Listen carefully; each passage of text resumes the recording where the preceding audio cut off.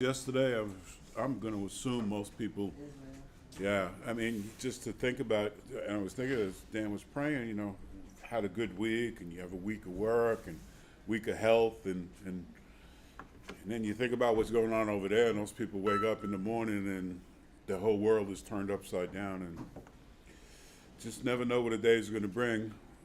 Thankfully, we know who brings the day. So, with that, let's go back to Job.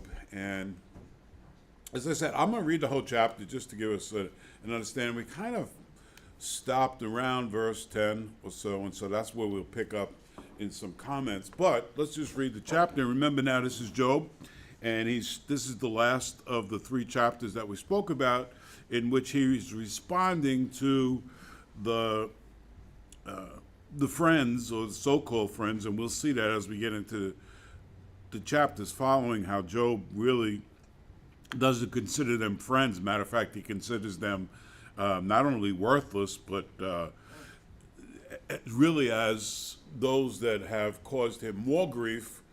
And that's interesting, right? If you think about it, they came supposedly to bring comfort, and yet they bring grief. And we ought to just think about that. I mean, from the understanding of, do we really want to comfort other people, or we just want to kind of aggravate people? But anyway, let's read chapter 14. So, as I said to you last time, I'm going to start at verse 28 of chapter 13, because I think that really belongs to the chapter. So he says, man decays like a rotten thing, and like a garment that is moth-eaten. Man is born of woman, is a few days and full of trouble. He comes forth like a flower and he fades away. He flees like a shadow and does not continue. And do you open your eyes on such a one and bring me into judgment with yourself? Who can bring a clean thing out of an unclean? No one. Since his days are determined, the number of his month is with you. You have appointed his limits so that he cannot pass. Look away from him that he may rest, till like a hired man he finishes his day. But there is hope for a tree, if it is cut down, that it will sprout again, and that its tender shoots will not cease. And though its roots may grow old in the earth, and its stump may die in the ground, yet at the scent of water it will bud, and bring forth branches like a plant. But man dies and is laid away. Indeed, he breathes his last, and where is he? As water disappears from the sea, and a river becomes parched and dries up, so man lies down and does not rise, till the heavens are no more. They will not awake, nor will be roused from their sleep. Oh, that you would hide me in the grave, that you would conceal me until your wrath is past, that you would appoint me a set time and remember me. If a man dies, shall he live again? All the days of my hard service I will wait till my change comes. You will call, and I will answer you. You shall desire the works of your hands, for now you number my steps. But do not watch over my sin. My transgression is sealed up in a bag, and you cover my iniquity.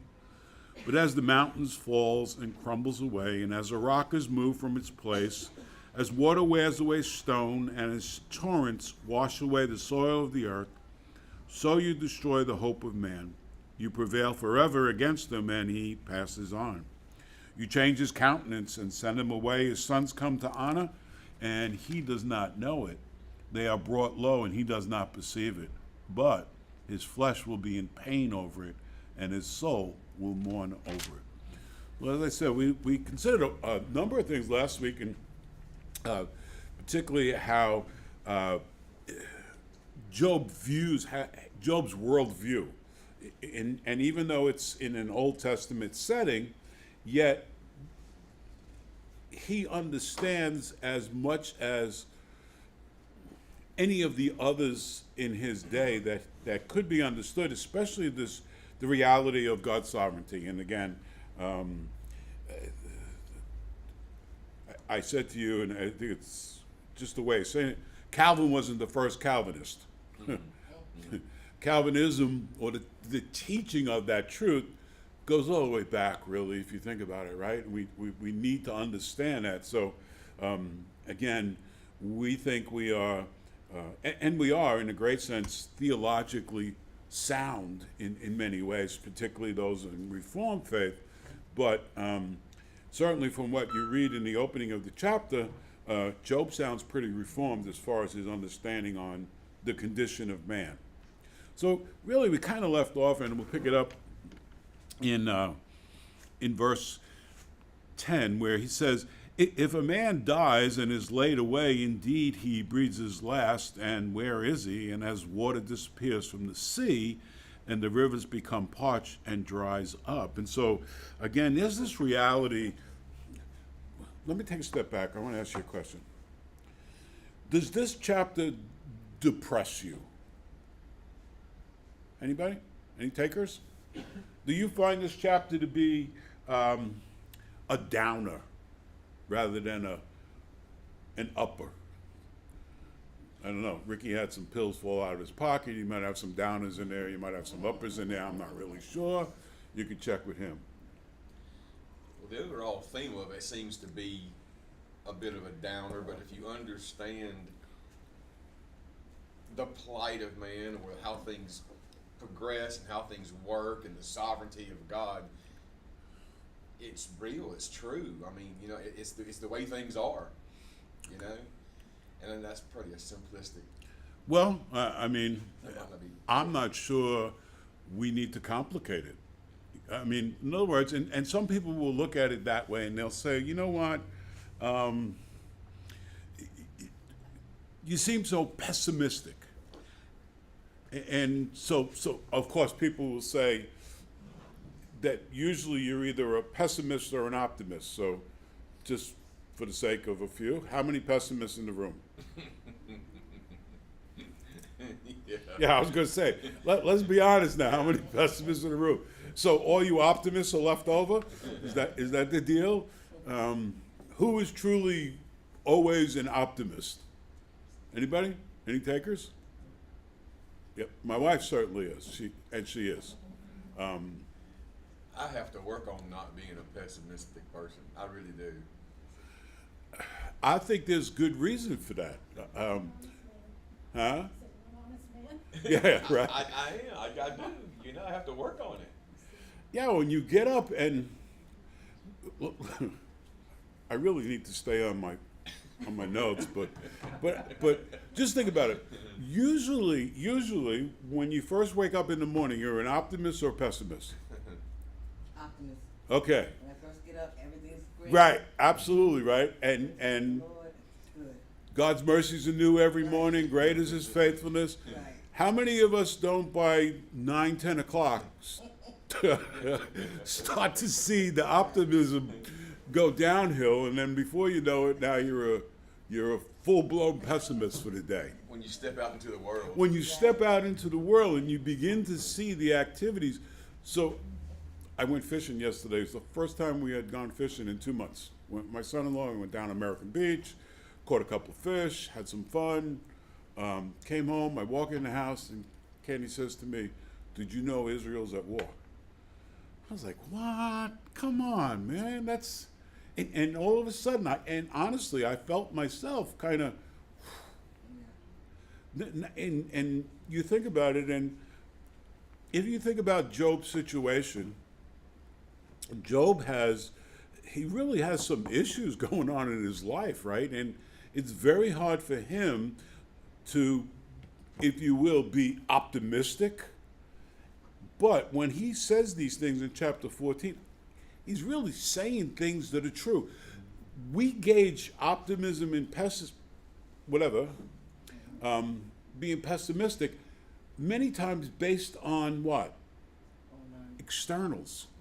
What's going on, right? What's how things are relating to us and the affairs of our life. That really is not the right way to do it. I don't believe that that's the right way to do it. Good morning. That we really need to be realistic, and you use that word, right? And I think Job, in these words, he's being realistic as far as the condition of man. We're in Job chapter 14.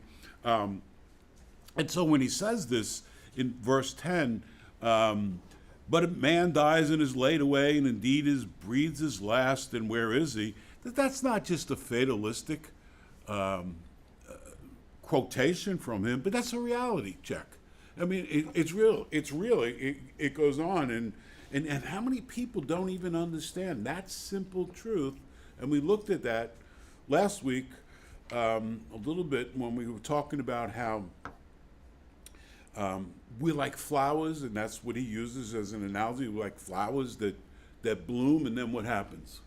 As the wind blows and his life goes on, by and by, the flower fades, dies, and then by God's grace, what? Rises again. Just like the reality is, one generation will praise you to another. That's what it says in the Psalms. And that you and I are here by decree. We are here for a very specific purpose, but you and I are really on a pilgrimage, and of course we all realize it's what? It's a one-wayer, right? There's no turning back. And that so many people spend so much time trying to, simple, real simple, right? We're born, and then we die. And that you and I have, God has appointed for us, well, I'll pose it as a question, do we not believe that God has appointed every single point along the way? Absolutely. Yes or no? Absolutely. Okay.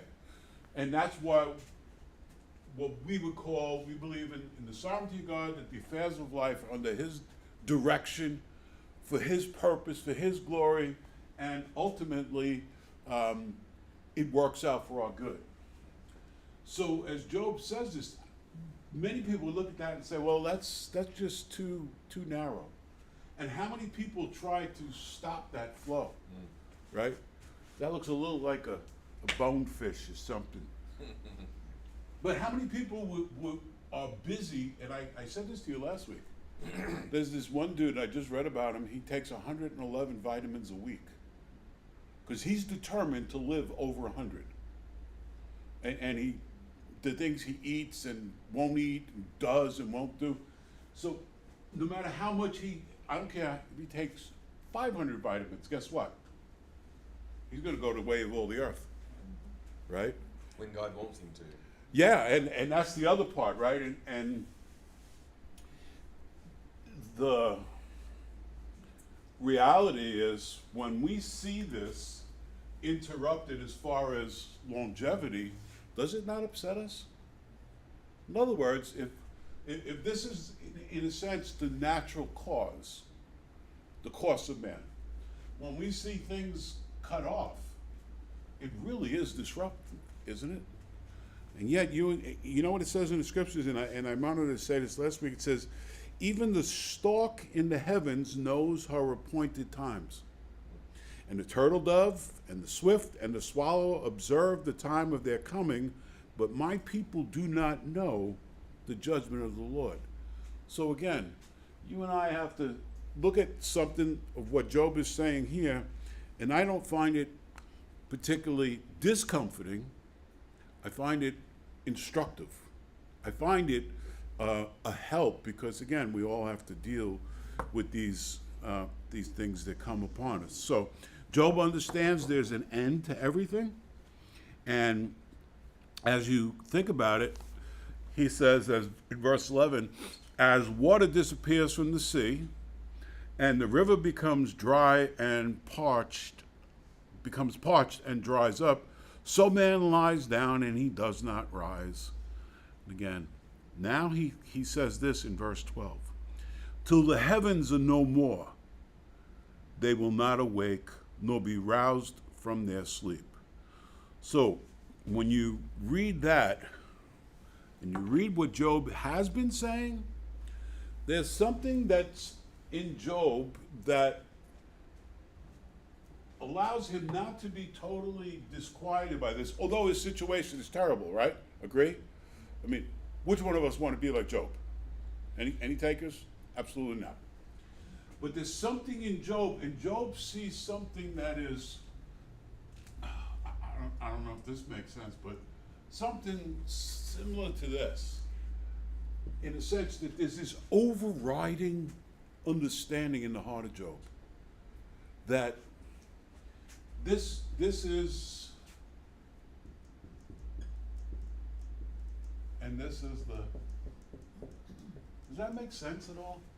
That you and I would understand it that way, that we need to see this in the light of this. And he has that understanding, at least in my understanding he does. He says, so man lies down in verse 12 and does not rise till the heavens are no more. Does that not teach us that he thinks that there's something more than this? What would be the fatalistic output of this? If someone was a fatalist, what would they think would happen here? Nothing. Nothing.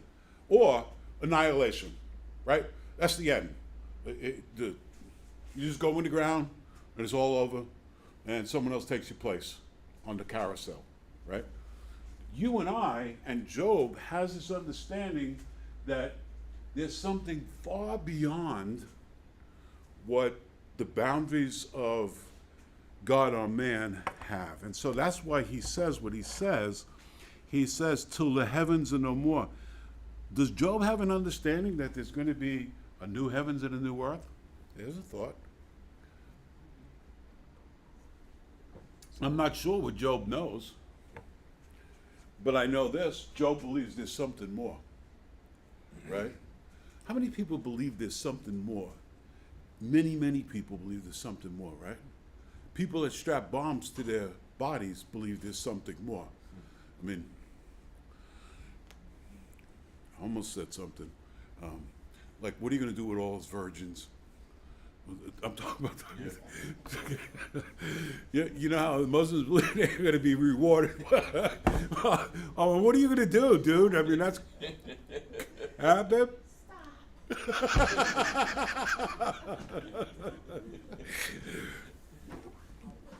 You married that, Candy. Nevertheless, people do have this understanding, right? That the end is in many people's minds, the end is not really the end. You and I, we have an expected hope, right? A very sure hope, and that this is far more glorious than that, and that you and I can be with Job, as he says, till the heavens are no more. And so he says the man, he just lies down, he doesn't rise. Job is not a fatalist, he's a realist, he's sober-minded, he has this hope. Look in verse 13. Oh, that you would hide me in the grave, that you would conceal me until your wrath is past, that you would appoint me a set time and remember me. And again, Job wants relief. And I don't think we should blame him for that. Don't you and I want relief? You get a toothache. What's the one thing you want? The toothache to go away, right? You don't really care how, when. If you got to use Orajel, get somebody with a pair of pliers, run to the dentist. Take your head off, whatever it is. You just want it to disappear. Same thing with any other infirmity or illness.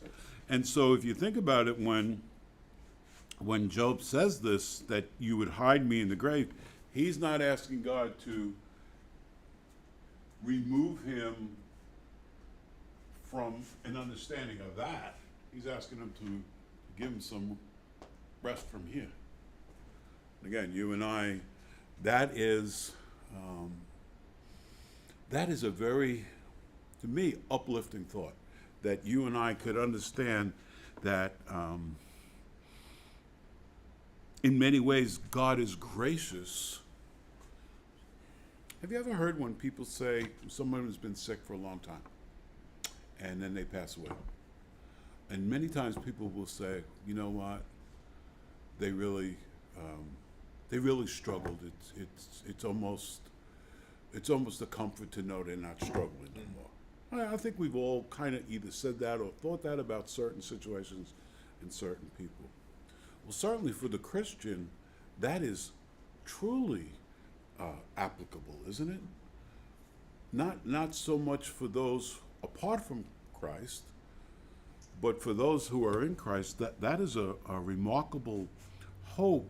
And then he says this in verse 14: if a man dies, shall he live again? All the days of my hard service, I will wait till my change comes. So again, a couple things. He realizes there's coming a change. He realizes that this part of it is hard labor. It's been highlighted and it's been expanded in his mind because of his life. And again, not too many of us worry about doctors and dentists when we feel good and we don't have issues.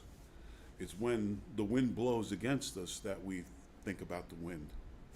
When the wind's at our back, you can truly enjoy it. I remember we used to fly out west, and you know, sometimes you can get out west. The trade winds blow, this way, right? They blow back. One way or the other, and I don't remember right now. One way or another, you can get there an hour faster just by the wind at your back versus the headwinds. I mean, it's literally a difference in the amount of time it takes because the wind just carries you. And so again, as you think about it, if the wind is in your face, it becomes more of an issue. But he says, all the days of my hard service, I will wait till my change comes. If people really realized that this is true, do you not think they would live a different life? If people really believed that God was going to take account of this being in this life, do you not think that would change a lot the hearts of people? Well, we could say yes and no. Yes, if you think about it, right? No, because it's only the Spirit of God that gives life, right? And I say it every time I go to Set Free, and I've said it here a number of times, that death will change a man's opinion of God, won't it? There'll be no misunderstandings in that day. And so when he says this, he says, I'll wait till my change comes. And then in verse 15, you shall call and I will answer you. I want to harken back to something that we looked at real quick when we were looking at chapter 13. Go back to chapter 13 just for a second.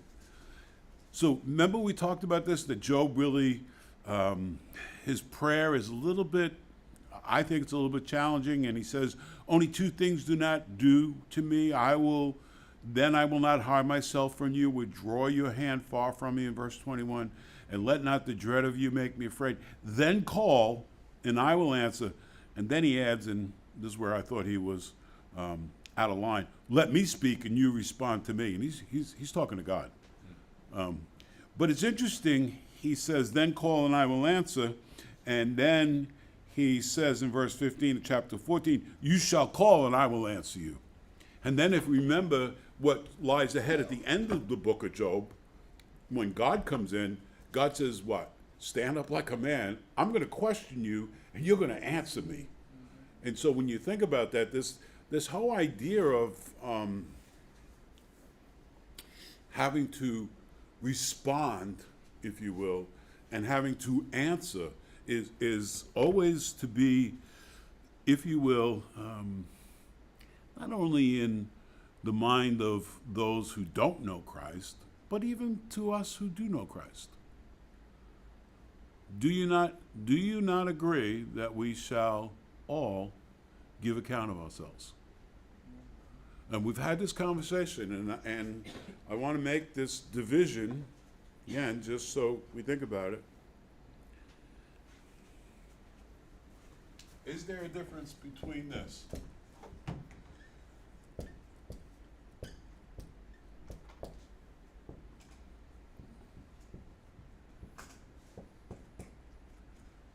We try it that way. Is there a difference between those two? If so, what is it? and depends how you define words, right? But I'm going to define it this way. Judgment is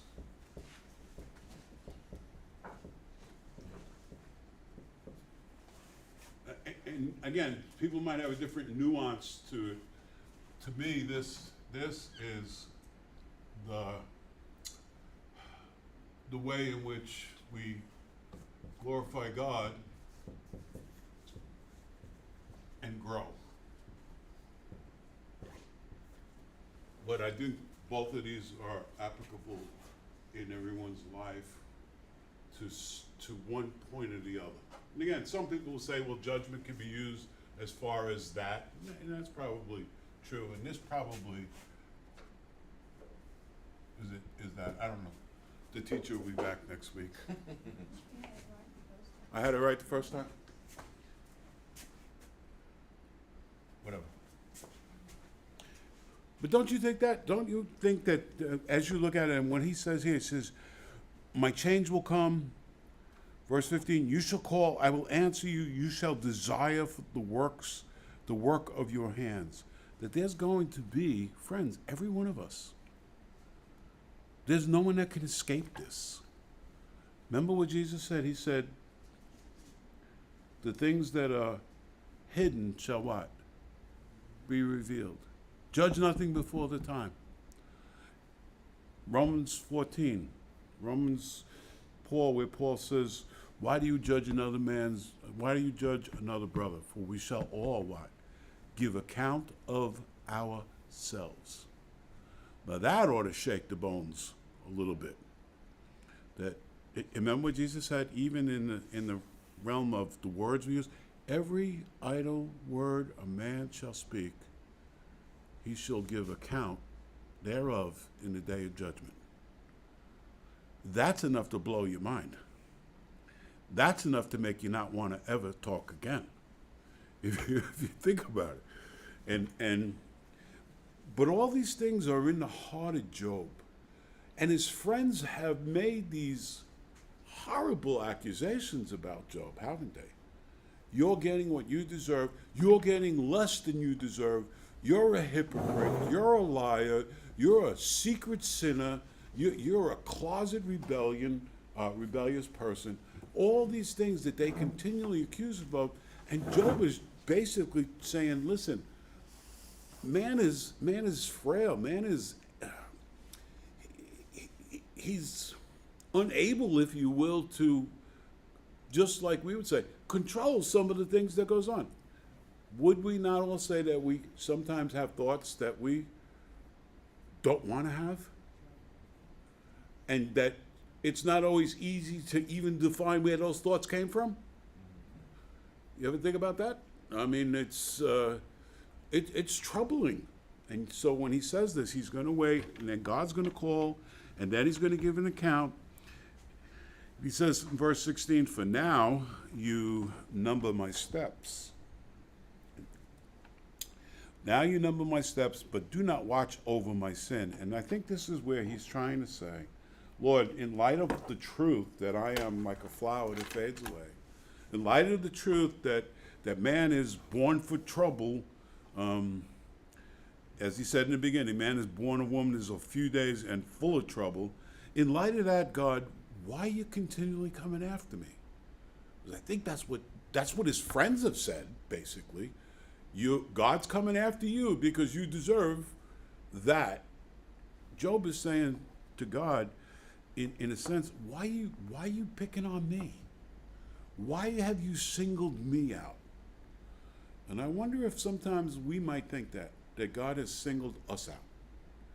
And why do we have to go through the things that we go through? Is it not because, again, if we think about it in this realm, that God has appointed every single step for us? Let me see if I can remember real quick where that is. I want to just...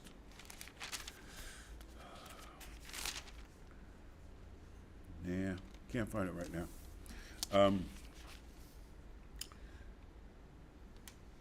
But anyway, I wanted to show you where it says, and we will get to it, where Job says that that God has performed the things that are appointed for us. And that's exactly what it says, that God appoints and performs what he has laid out for us, and that there's no escaping of that. So when Job says this, that don't watch over my sin and my transgression is sealed. And this verse 17, I had to really struggle with it, and I still struggle, where he says, my transgression is sealed up in a bag, and you cover my iniquity. And so I looked at some of the other commentators as they try to understand this verse, and basically it came out one of two ways. That either Job is saying, my transgression is sealed up a bag and you cover my iniquity, that he realizes he's right with God, and that God is not going to hold his sin against him. Or others have said, my transgression is sealed up in a bag and you cover my iniquity, that God seems to not let Job escape not one single thing. Now, I'm not sure which one it is, but I know it can't be both. Because again, truth can only be, what does your translation say in verse 17?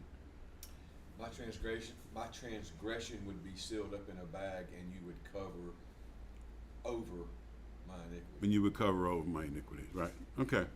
But nevertheless, I'm not really sure how to take that, and I don't want to try to say which one it is, because I really don't know, friends. But I know this, Job is really responding to his friends, and he's calling out to God, and he's really seeking that God would, I don't know, in a sense, ease up on him, that he would let him go to his resting place until that day, and then he realizes that his change will come. Verse 18. But as the mountain falls and crumbles away, and as a rock is moved from its place, as water wears away stones, and as torrents wash away the soil of the earth, so you destroy the hope of man. Well, that's again, you take that and say, well, that's pretty sad. It's not really sad. I mean, I don't know about you, but I'm glad that God has wore away the rocks, because otherwise we would never have sand. I mean, it's much easier to walk on sand at the beach than rocks. But you think about it, it's just the flow of, if you will, the flow of life. And that if we go back here, if you wanted to expand that, you would have to then include this whole idea of this, right?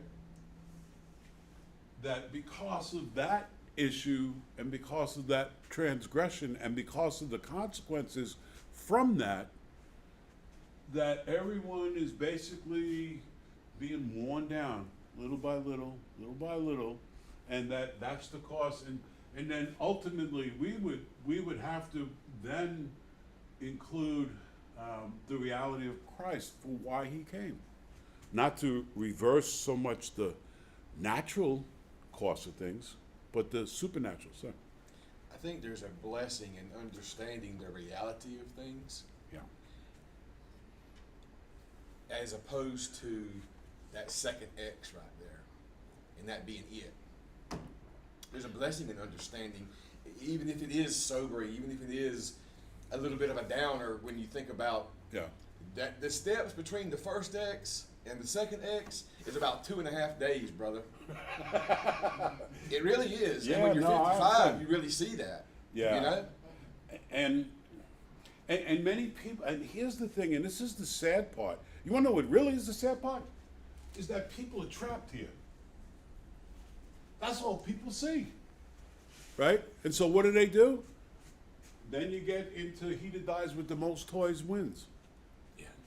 Right? If Paul says if we only have hope in this world, we are of all men what? Most miserable, most pitiable. So yeah, I mean, this to me is a real downer, right? But should never be understood apart from that. And again, unfortunately, especially in the flesh, and especially in Job's situation, this is really, the current is really strong there, isn't it? And for you and I, we got to set our mind where, Paul says? On things above. Set your mind in where? Heavenly places. Because again, this is a slow draw for many, many things. Even as I read to you last week when we closed of Ecclesiastes chapter 12. Remember that? Remember what he says? Rejoice while you still have vinegar. And I said that to Caleb, and Corey said she was going to make use of all the vinegar he had while he had vinegar, because it will disappear. Remember the whole analogy in Ecclesiastes?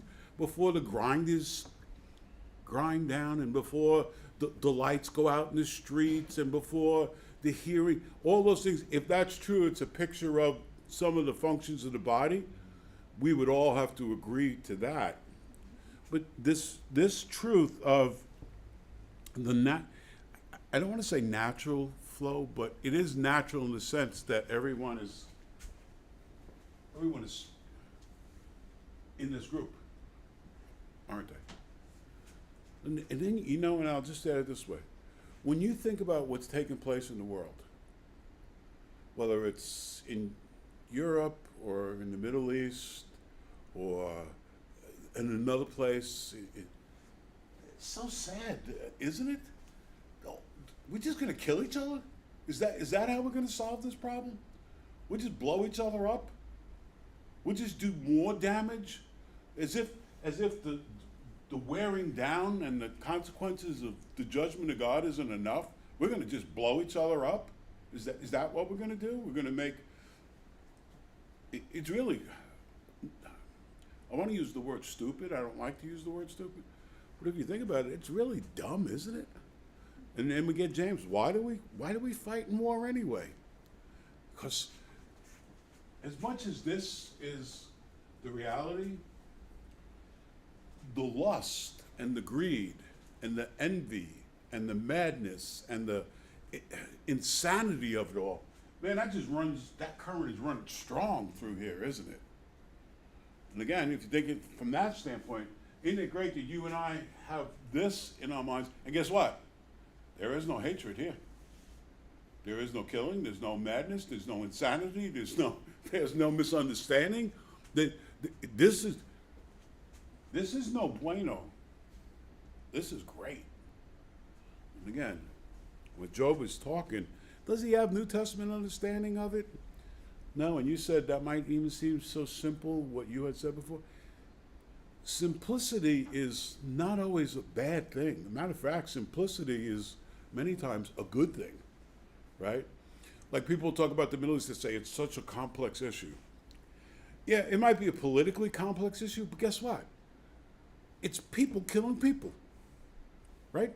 No matter how you try to dress it with all the different complexities, it's still people hurting other people. And to what end? I don't know. You want to fight over a rock, you go right ahead. But anyway, let's finish it. He says, as torrents, in verse 19, as the torrents wash away the soil of the earth, so you destroy the hope of man, and you prevail forever against him, and he passes on. You change his countenance, and you send him away.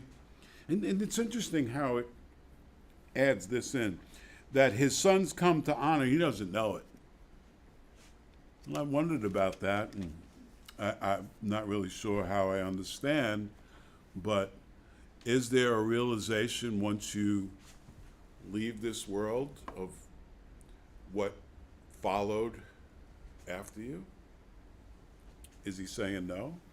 He says they are brought low and he doesn't perceive it. Is he saying then that there's no understanding of, it's like the man who leaves an inheritance to someone and does he know what that person that he left in, does he know what he's done with it? And it even talks about that in Proverbs and in other places where it addresses the fact that some people are workaholics. And they work, work, work, work, and they build up a mountain, and guess what? They die, and they leave the mountain to someone else, and the next person comes in and they destroy the mountain in a very short period of time. Just almost like the prodigal son, right? He did what? He spent his inheritance, ruined it. Anyway, verse 22, it'll finish the chapter. He says this, but his flesh will be in pain over it, and his soul will mourn over it. And I think he's going back to the fact that in light of all of that, Job still got to deal with his own situation, and that he is, he's truly a mess. But I think he realizes he's God's mess, and that you and I, no matter what comes upon us, and no matter what people say, and we'll see it now because as we go into chapter 15, Eliphaz, the first speaker, he comes back into the mix, and he's just going to jump right on Job again. And he's just going to blast him again. And again, basically, that's how this book has been given to us by God. It's this series of truths, falsehoods, half-truths, and yet Job's got to weed through it all. And then, listen, hang on, because as we get further on in the book, it really takes a great turn, doesn't it? Especially after God comes in. And that's the reality for all of us.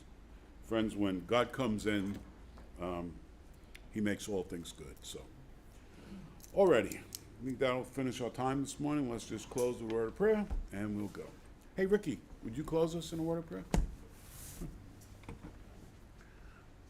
Lord, we do thank you, Lord, for this day, Lord, this gathering, Lord, of like-minded, Lord, people who are here to give you praise, honor, and glory. Thank you, Lord, for your word, Lord God. Because, Lord, it's in you we live, move, and have our being. That's right. We ask you, Lord God, to bless us, Lord, be prepared for the service, Lord God. Let us come in with a heart of worship, Lord God, because, Lord, we know that you love us, Lord, and that you have something for us.